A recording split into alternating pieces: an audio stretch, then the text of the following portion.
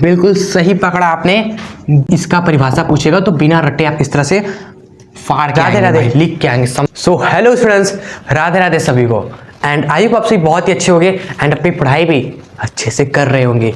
सो आज की इस वीडियो का जो टॉपिक है हमारा अणुसंघ गुणधर्म में जो तीसरा गुणधर्म है ना, वो है हिमांक में अवनमन, जो कि बहुत ही इजी है। इजी इसलिए है जिन्होंने कवितनांक में उन्नयन पढ़ रखा है। जस्ट जहां कवितनांक में वहां हिमांक कर दो, जहां उन्नयन है वहां अवनमन कर दो, बाकी सब सेम है। और जो अलग चीजें हैं कॉन्सेप्ट आखिर ये है क्या, वो तो हाँ चलिए समझ लेते हैं बाकी, ठीक है। आखिर है क्या, पूरा हो क्या रहा है इसमें, वो समझ लेते हैं। सो लास्ट तक बने रहिएगा और वीडियो पसंद आए तो इसको लाइक और अपने फ्रेंड्स के बीच में ग्रुप वगैरह में शेयर कर दीजिएगा, ठीक है।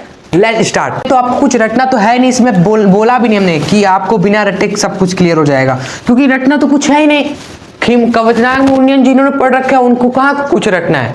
हाँ, कवितनांक में उन्नयन अगर आपने नहीं पढ़ा तो भाई आप देख लेना उस वीडियो को, क्योंकि उसमें एकदम अच्छे से डीप में हम जाके समझाएं ताकि इसमें बहुत इजी आपको लगे, ठीक है। देखिए इस तरह से एक विलयन हम बना देते सेम उसी तरह। एक हमने पहले क्या लिया, विलायक लिया हुआ है, ठीक है। पहले तो सभी जानते हैं विलायक ही रहता है। विलयन तो जब इसमें हम कुछ मिला देते हैं, लेट सपोज हमने विलय को मिला दिया, और विलय कौन सा रहता है आपका, अवाष्पशील ठोस पदार्थ, ये आपका विलय होता है, ठीक, क्लियर। अब इसको विलय आपने इसमें जब मिला दिया देन आपका जो तैयार होगा वो फाइनली विलयन होगा, ठीक है। तो ये इसमें लाल नीला हम कर देते हैं, तो आप समझ जाना कि यार ये हमारा बन गया विलयन, ठीक है। तो इस पूरे प्रोसेस में क्या होता है स्टूडेंट्स, कम हो जाता है। क्या कम हो जाता है, हिमांक कम हो जाता है, फ्रीजिंग पॉइंट हो जाता है कम। अवनमन मतलब होता है कम हो जाना, और हिमांक की बात हो रही तो यहाँ हिमांक में कम हो जा रहा है स्टूडेंट्स, हिमांक में कमी हो जा रही है। सो इसी को क्या बोलते हैं, हिमांक में अवनमन बोलते हैं, ठीक है। अगर इसका हिमांक मान लीजिए T1 था, इसका हिमांक T2 है स्टूडेंट्स, तो कमी हो गई। जो उस कमी को हम दिखाते हैं डेल्टा TF से, डेल्टा TF से बोलते हैं फ्रीजिंग पॉइंट में होने वाली कमी, और ये जो बराबर होता है हमारा स्टूडेंट्स वही KF मल्टीप्लाई में स्टूडेंट्स मोललता के, सेम उसी तरह वहां पे क्या था, B था, यानी बॉइलिंग पॉइंट में जो वृद्धि हो रही है वहां पर कवितनांक स्थिरांक जो आया था उसको मोलल उन्नयन स्थिरांक बोल रहे थे, और यहाँ पे जो KF है इसको बोलते हैं मोलल अवनमन स्थिरांक, मोलल अवनमन स्थिरांक स्टूडेंट्स, ठीक है। और जो स्मॉल m है वो सभी आप जानते ही होंगे, ये है मोललता हमारी, क्लियर स्टूडेंट्स। सो इसको अगर आप पेपर में लिखना चाहो तो खुद से बना के लिख सकते हैं कि किसी विलायक में हमने जब अवाष्पशील ठोस पदार्थ को मिलाते हैं तो स्टूडेंट्स हिमांक में होने वाली जो कमी होती है ना स्टूडेंट्स, इसी को बोलते हैं हिमांक में अवनमन, क्लियर एकदम। चलो तो स्टूडेंट्स अब एग्जाम में देखिए ये तो आता ही है, बट समटाइम्स एग्जाम में क्या कर देता है, इस मोलल अवनमन स्थिरांक की क्या आपसे पूछ लेता है डिफिनेशन, इसकी परिभाषा एग्जाम में आपसे पूछ लिया जाता है, ओके। जैसे मोलल उन्नयन स्थिरांक की परिभाषा हमने समझाया था ना, सेम उसी तरह इसमें भी हमें आपको समझा देंगे हम, ठीक है। तो उसकी परिभाषा आपको बताएंगे और उसको लिखवाएंगे भी। सो इतना आप नोट कर लीजिए। सो आई होप इतना आपने नोट कर लिया। तो आइए उसकी परिभाषा आपको हम बता देते हैं और उसको फिट करवा देते हैं आपके माइंड में, जिस तरह उसको हमने कराया था कवितनांक में उन्नयन वाले को। सो इसमें हम क्या करते हैं भाई, सब उसी तरह करना है। हम क्या ले लेंगे स्टूडेंट्स, मोललता को 1 ले लेंगे। अगर मोललता को 1 ले लेंगे तो डेल्टा TF किसके बराबर आ जाएगा, KF के बराबर आ जाएगा, सिंपल से, क्लियर। और यही ना हमें परिभाषा लिखना है, इस KF का ही तो परिभाषा लिखना है। तो KF किसके बराबर है यहाँ पर, डेल्टा TF हिमांक में अवनमन के बराबर होता है मोलल अवनमन स्थिरांक, लेकिन कब, एक कंडीशन हमने लगा दी, मोललता को 1 कर दो।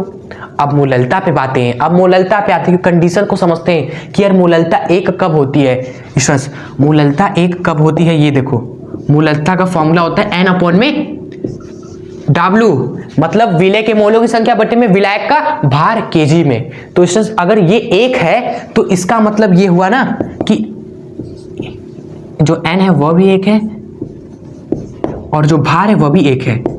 अगर ये भी 1 हो गया, 1 मोल हो गया, अगर ये भी 1 किलो हो गया स्टूडेंट्स, तो 1/1 मोललता आ जाएगी 1 स्टूडेंट्स। तो मोललता 1 कब होगी? जब मोलों की संख्या क्या हो? 1 हो। मोलों की संख्या किसकी होती है? विलय की। यानी अवाष्पशील ठोस पदार्थ कितना हो स्टूडेंट्स?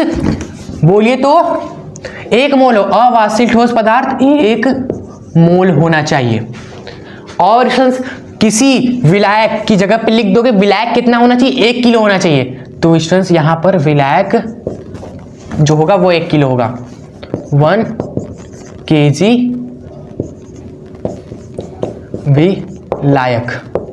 ठीक है, तो जब 1 किलो विलायक में 1 मोल अवाष्पशील ठोस पदार्थ को हम मिलाने हैं तो मिलाने पर स्टूडेंट्स विलयन के हिमांक में होने वाली जो कमी होती है डेल्टा टीएफ, जो होने वाली कमी है स्टूडेंट्स, यही आपकी क्या कहलाती है? यही आपकी स्टूडेंट्स बिल्कुल सही पकड़ा आपने, दिस कॉल्ड केएफ। केएफ कहलाती है। केएफ को आप लिख लेना हिंदी में अपने कॉपी में, मोलल अवनमन स्थिरांक। ठीक है, तो स्टूडेंट इसका परिभाषा पूछेगा तो बिना रट्टे आप इस तरह से फाड़ के आएंगे भाई, लिख के आएंगे, समझा देंगे कि ये आया कैसे। कि भाई देखो m को 1 कर दिया, मतलब मोलों की संख्या 1, विलायक का भार भी 1 किलो, तब हमारा ये इसके बराबर हो गया।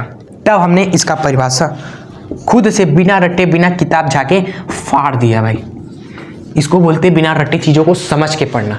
ऐसे जब आप पढ़ेंगे तो यू डोंट नीड टू रट्टा, आपको रट्टा ही नहीं लगाना पड़ेगा कुछ भी। ठीक है, आपको ये पूरा एग्जाम तक याद रहेगा। जब आप इस कॉन्सेप्ट को दोबारा देखोगे, रिवाइज कर लोगे, आपको ये बहुत लंबे समय तक याद रहेगा, क्योंकि रटने वाली चीज़ें आप भूल जाओगे विद द टाइम, बट अगर समझे रहेंगे, जब जैसे ही आप नोट्स देखोगे फर्स्ट टाइम माइंड में वो चीज़ें आ जाएंगी ऑटोमेटिक। ठीक है, सो ये हमारा टॉपिक यहाँ पर फिनिश होता है स्टूडेंट्स। तो इस वीडियो को एंड करते हैं। आई होप आपको अच्छी समझ में आ गया होगा।